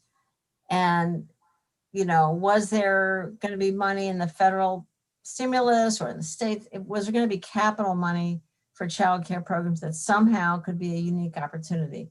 And my little fantasy, like, you kind of popped a hole in it, because Yeah. Yeah. And 3 years ago, we came to you with a project around building group family childcare networks. Mm-hmm. And we were really sitting right ready to go with one project. It happened to be at East Hill Village, which was East Hill Plaza, redesigned. That project had models, and childcare was there, and housing was there, and it was really a great. But when the goal changes from Cornell's perspective in this case, it didn't happen. And so we continued to work on that project and made great headways, big inroads in lots of smaller areas, but it won't have a sweeping change that we would hope for, at least a little bit bigger. This last year, we did have a slight increase in supply after 2020, surprisingly enough, in Tompkins County. And that was because the TC3 program was able to relicense their old space. So ready-to-made space, ready to go, and they could step in and make it happen. And so how long that'll last, I don't know, but that added space, 20 spaces really, for kids, I think is what we increased. But any increase is a success because we're Right. battling the decline at the same Right. time.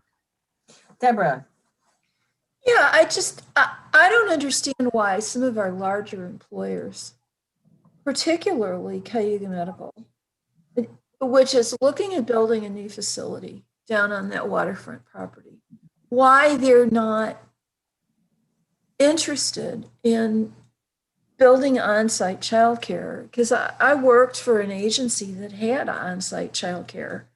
And unfortunately, my daughter was past needing it, but I know that it was a big draw. I mean, it was a recruiting benefit. People liked being able to go downstairs and have lunch with their child if they wanted to do that. Has anybody talked? So we actually during the last year, because people were sort of desperate for childcare for their essential workers, we talked with a number of different employers about ways to make it happen and make it happen quickly. The biggest, if we wind back the clock to pre-pandemic times, you have to have a large enough population to really draw the number of kids to fill the space. Now, Cornell has that large, over 600 employees or whatever. So that's one factor, is the size of your business. The other factor is that they discover when they do it that, oh my goodness, it costs us a lot of money to operate this childcare program to the standards that we want, or what is affordable for our workers. And Cornell puts in a fair amount of money every year to make that childcare program workable for their employees, and they subsidize their employees. So most of them say, well, this isn't really our mission. Our mission is to, build auto parts or whatever. And so then they started looking for partners, like who would be willing to operate their own program if we gave them the space. And there is a little bit of interest to making those partnerships happen. We've talked with different childcare programs. It has to do a lot with location and if they can economically make it work. So I think there's a little bit of opportunity for that, especially with the Regional Economic Development Council money. That's a really good place for that matching, some of the matching development funds. The cost to build a childcare center are quite high, in the millions. But that can put a big piece of the pie in there. So there's some opportunity. Some folks are, we just don't have that many. You're talking 20 childcare centers here, and not all of them are going to be ready to step up and build another center and make that happen, and in partnership with businesses. So I think it's economic model, and it's the people ready to go. Who on the ground can make it happen, and front the money. So, yeah. For example, Deborah, you just point out you were an employee in that building X years. Your daughter would have been a daycare client for a smaller number of those years. So think of the scale you have to have in terms of employees. But I will say, Martha, that we did allow people from outside the agency to have their children there. So, and the virtue of it was that it was like almost right across the street from the White House. So, but this particular location on the waterfront, it would seem to me, is centrally located. There will be a lot of people who live around there who may not work at Cayuga Med. I mean, I just think that there are ways that we can work with them to make this happen. So they did come, it wasn't the hospital per se, but one of the developers did come to us and say, gee, what could this look like here? And we went over their plans and where childcare could fit into what they already had developed. And part of the impetus for coming to us at all was because of the Regional Economic Development Council gave you extra points on your application if you pay whatever it takes. Childcare, right? but then it's crickets after that. So I'm not real sure. I think one of the things we learned from the pilot project with the county funding before is how many different decision-making levels there are for how that gets put in, and not only who drives it, but then who carries the project. And so I think that with outside developers particularly, they're going to only do what whoever's kind of pushing them forward, their clients want. And they have to want it enough to put some money in on it. So. Yeah, I got started thinking about this. Remember, a few of us had a meeting with Cuga Medical when they were had closed down the convenient care center on East, Warren Road. And they were talking about how profound the competition is for nurses right now. And I said, well, hello. It took about a minute on Google. I found 3 research articles on how childcare is key to recruiting and retaining nurses at a medical facility. So I put a whole thing together, sent it off, and didn't hear anything back. I mean, it's like they can't think about that. It's just too much. And I understand. But it seems to me that location gives you that employment base and all the traffic from the northwest part of the county that comes into work that drives right by. Still The IDA influence that at all, Martha? there has to be an applicant. I mean, somebody has to come with a proposal. There has to be somebody who's willing to make that their project for 5 years. Mm-hmm. Kind of. Right? So the IDA has been very supportive of childcare, so I think they would definitely consider it if there was someone to carry it forward. I'm not saying I'm not saying I didn't get any answer from Cuga Medical, so I don't know whether if somebody else started the ball rolling, maybe they would support it. They just, you can imagine, didn't have the bandwidth to pick this up and run with it, even though they'd be huge beneficiaries. So, but I mean, I think there needs to be a champion who's not doing anything else. We were talking with Cornell. We had a small employers group that was meeting before the pandemic, and the school district and Cornell and Ithaca College, and they're all nonprofits, but that's who we have here. And the hospital, as Brian Foster was involved. And so we were looking at how employers could, and then the pandemic hit, and sort of that kind of everybody's attention got drawn a different direction. So it'll be great to pull it back together and try and see if we can get some traction. I know that the school districts, for example, across the county are having some difficulty if they gave teachers an option to work remotely. Getting them back to school has been a challenge because we're still in a pretty major state of flux. So they were looking at, well, maybe they could consider it. Mm-hmm. I don't know if they will, but we need to move this on. But the last thing you just said sounded great. Willing to to call that group together, and if they would be willing to have a legislator or two sit in and help problem solve. Is that something you're interested in? Yeah. Okay. Before I retire, right? Okay. And before I And when is that? I said before I retire, which is August 31st. Oh, okay. Yeah, we have a few months yet. Call a meeting before you leave. Okay. Yeah, we'll do. Awesome. You're All right. invited. Thank you so much, Sue. Boy, this is really an important conversation and really complex. It's just it's really hard stuff. Okay, so to my report, you saw in the packet a little bit about the state budget.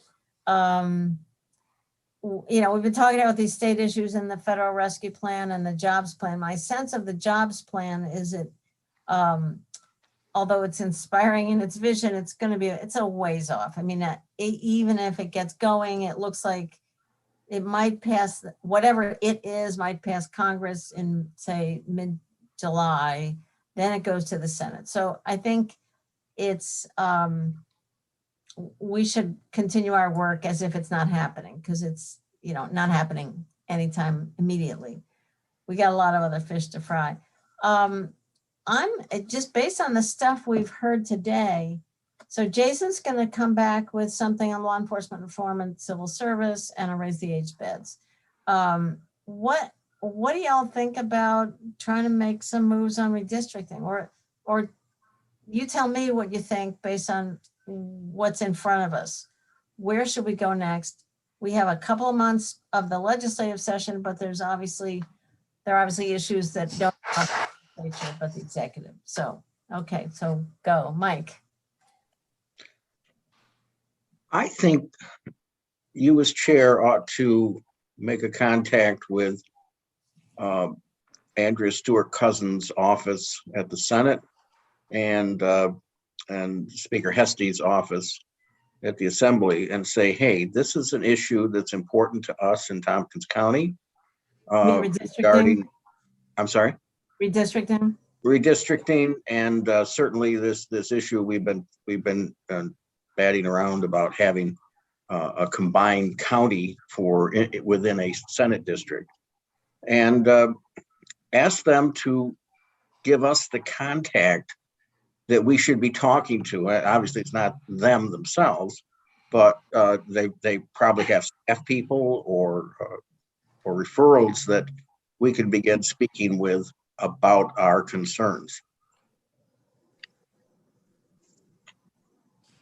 Mike, can you or Martha explain to me, because I don't understand this process. Does this process happen in the state legislature, or does it have to first go through that redistricting commission and they make recommendations? How does it work?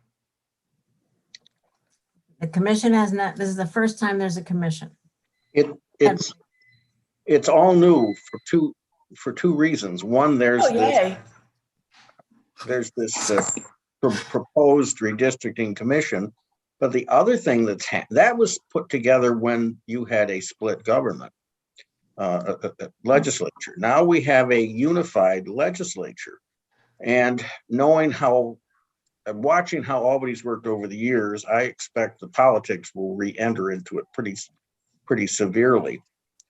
And what happened, I mean, what used to happen, Deborah, was basically when the Republicans had the Senate and the Democrats had the Assembly, was the Assembly would do its own redistricting and the Senate would do its own redistricting. They would agree that they could do that. And then they would figure out some joint way to do the congressional redistricting. Last time they could not come to an agreement on the congressional redistricting. And so it ended up going to a special master who was appointed by the federal court, who about 2 days after the appointment already had a redistricting map that no one ever got to comment on. There were no public hearings on it from the special master or anything. And that's basically how the districts changed and how all of a sudden we're now in the Southern Tier District, which we weren't in before. I'm not sure how it's going to play out this time, but I just know Albany. I've watched Albany so long that nothing will surprise me. Agree with all that. So since it's a Democratic controlled legislature and governor, is it even attempted bipartisan, or is it just basically all Democrats or majority Democrats on the commission? The law sets up, as Mike said, the law was set up with divided government, and it is the law. So this commission is, I think it's 4 Dems, 4 Republicans, and 1 appointed by each of those sides, like one. So it ends up being split 5-5, which is how it worked out. And it's going to be no more or no less susceptible to deadlock than it was when we had divided legislature. And I don't think that it has the authority to say that this is going to be what will be the districts. I think it then has to go back for approval by the legislature. Well, that was what I was asking, because I wanted to get an idea of the time frame. This is not going to happen in this session of the state legislature, in my opinion. Well, they're not gonna even get this, I mean, Yeah, they're not even gonna census, the census date until the summer. So Mike, you said, but would the commission draw the maps? They will come up with maps and a process? I think so. But you say the legislature still has to approve it. I think that's my understanding, and why a lot of the good government groups were not in favor of this redistricting proposal when it was accepted by the legislature a couple years ago. Because the legislature still has the say-so. Right. It was not an independent commission. It's frankly, it's similar to what we have at the county, but it's the only way we could set it up. We tried very hard to have an independent redistricting commission for redistricting our legislature seats. But it had to be approved by the county legislature in the end, because we didn't have any way to give them that authority. But we stuck by it, what they approved, and did not alter it last time. So it was as close as we could get to giving them the independence we wanted them to have. Is Hank DeLay an expert on this, as he is on the state constitutional conventions? Or I would say as much as anybody. He's written books on the Constitution, constitutional conventions. He led our redistricting committee last time. He testified to us about it, came and talked to us about it, I should say. And so he'd be the person I would hang my hat on as being an expert. He and the fellow he worked with down in who was at New Paltz, I think. What was his name? Benjamin, Professor Benjamin. Gerald Benjamin. Yes. so why don't we invite Hank to one of these committee meetings and ask his advice, get his insight? I'm way ahead of you. I wrote to him a couple of weeks ago. Hey, what do you know about this? And he said, well, I could come talk to you about the last time, but I'm not really up to date on this new commission. I mean, that's the short story, is that I can go back and reread what he wrote, but I'm pretty sure that he really felt like he wasn't any particular expert. I can ask him again, but Yeah, I know that.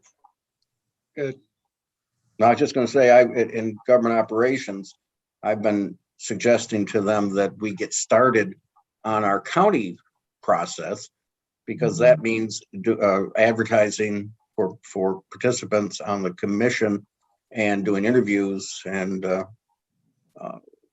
we really need to get that started. And I would hope Hank would be part of that. Yeah, I also know in the first ward committee, we talked about it, because I don't know whether the city is going to, they're going to have to do a commission this year too, because they have elections in 2022, right? That's right. that's right. Even though we don't, the city, okay. Well, the 2023. 23, right. Yeah, So, but they have to basically, because they all run in 2023 under the new redistricted districts. all right. So, all right. I like it. I mean, I think we really have to reach out to the political leadership, get us on their radar, get us on their radar. I can talk to Anna about this too. And Hal McCabe, I really think I've been in touch with him about other stuff too, and I can reach out to him and see what they're thinking about. State senator who has a little, I think she has a little bit of juice, and he knows a lot of people in Albany too. So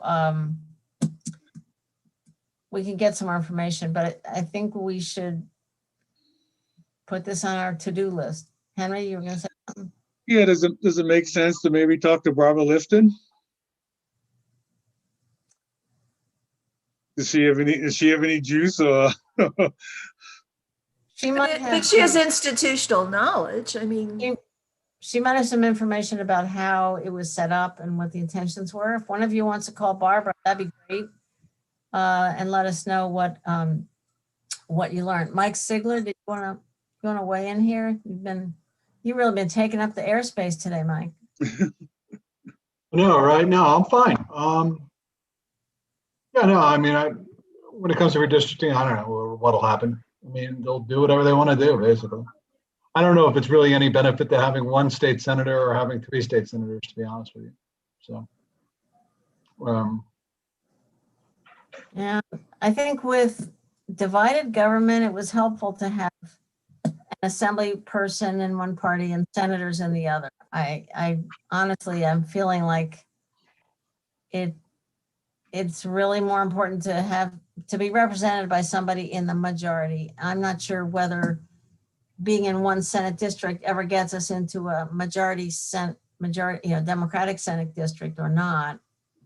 But just that having 3 isn't that much help. So, and it also means that the one who's our major senator is kind of distracted with other counties. We're only a footnote even for O'Mara. no, yeah, I understand. I don't know how you would shift it. I mean, I guess you could shove it north or shove it over to Binghamton, but I don't know. shove it. Well, they always complained about Oberackers when it was Seward's. They always said, "Oh, it looked like Lincoln with a hat on," or something like that. Yeah. Right in the vacuum cleaner. Yes. So. Yeah, it's one of the worst. All right. Well, so it looks like we have a few things to do. So by the way, I'll follow up with Anna's office and see if we can get a rescheduled meeting to go into what we started the conversation. We'll go into, there's a lot more still to talk about. Thank you all for joining. Those of you who joined us with Anna and with the senators, I think those were good conversations. And I will be sending thank you notes to all of them, which I haven't done yet, but I figured they wouldn't be reading it while they're in the budget anyway. So, so stay tuned for an Anna meeting, and Which I am of the strong opinion does not need to be public. well, I wrote back to you and said, what do we do now with the email thread? And I don't. Well, I mean, I don't know what else I can say. Jonathan and I do not see this the same way. Right.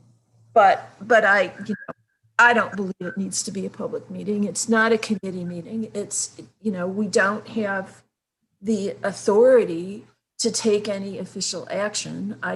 I don't see that it's a meeting or a meeting of a public body. As long as we don't have 8, if we keep to 7. Well, 8 makes it more difficult. Yeah. Yeah.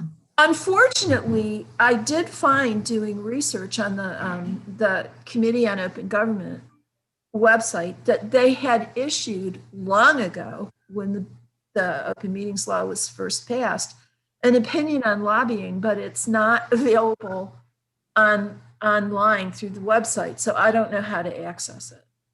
They issued one opinion on lobbying and that was it. And what that suggests to me is that they didn't think lobbying was subject to the law either. But you should ask Jonathan to get it for you. Okay. Well, I don't think I'm Jonathan's favorite person right now. Well, that's one of the things he can help us with. Okay. So I saw some nodding. What do we want to do? Do we want me to ask Brittany to set it up? Do we want to just set up our own Zoom with Anna? I don't want to go behind anybody's back. I think it's really unresolved between Kathy and Jonathan. And there was no response to Deborah's last message. Of course, it came on Friday or something, but there was no response. Well, perhaps part of the problem is using the county's Zoom. I don't know. Mike, you look grumpy. What do you think? I don't think we should do anything privately unless it happens to be a party caucus or something. I think everything should be handled by the legislative office. And I understand your position. I've always thought it was an issue of whether you could have 8 people or not, 8 legislators. I never had heard about 3 or 5 being a problem. We've always had these meetings open, just like our retreat has always been open, but most often we don't have anybody interested in attending. All right, it's getting late. Well, maybe you should raise the issue with Anna's office about the debate that we're having. And because again, if we have a meeting and it comes out later on that it's a secret meeting, whatever, then we look bad and also she looks bad. Right. And so maybe raise the issue with her and see what she'll be willing to do. I think she'd be willing to meet with us like publicly, but just needed to know ahead of time that Right. it's public. And maybe we should just go ahead and do that. But reserve, all right, I'll ask Anna's office for starters. But I think Deborah, maybe, all right, you said you're gonna ask Jonathan for that other opinion on lobbying.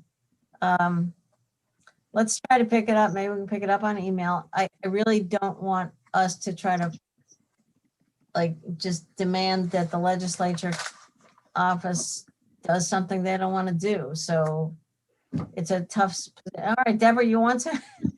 I mean, they have to at least say, okay, you know? My preferred course of action in this would be that we make a direct request to the Office on Open Government to clarify this. I would be more than happy to write that letter, but I don't know if I'm the right person to do it. I don't know if it has to come from the county attorney, the county administrator, or the chair of the legislature. I just don't know. And Jonathan pointed out, beware of what you ask for. But that would certainly give us. That would clarify. I'm asking for clarity. Okay. I tell you what, Deborah, would you mind picking up that email thread and just say, I'd like to write I'd like a letter to be written to the Office of Open Government. I will do it, or should it, who should it come from? Or well, what I will do, I think, is draft it and then send it to Jonathan and copy the legislators and ask that it be sent. Okay, just to back you up, do you want to send to the committee vote on supporting that letter? Does that make sense? We can. Somebody, do we want, is it committee's consensus that we would like the letter to go to the state? So it's not just Deborah. Henry, you okay with that? Yes. I'm good with it. Mike Lane? I'm ambivalent, but if folks really think we need an opinion from them, all right. Mike Sigler? Yeah, I mean, if he wants to do that, that's fine by me. I don't have a strong opinion one way or the other. Okay, so Deborah, you can certainly say that Tiger is interested in getting clarity and would support a letter going to the state. Thank you so much for doing that. That's a lot of work and you put a lot into it. So thank you. All right, really fast, kids. Minutes from March 9th. Moved. Second. All right, all in favor? Any comments? Nope. To Katrina and Kathy for putting together a great record for us. All right, all in favor? Mike Lane? Yes. Mike Sigler? Yes. Henry? Yes. Deborah? Yes. I'm a yes, that's unanimous. Thank you very, very much. Anything else for the day? Okay, thanks everybody. Thank you, Katrina. Thank you, Martha. The rest of your job. You got. Bye. All right.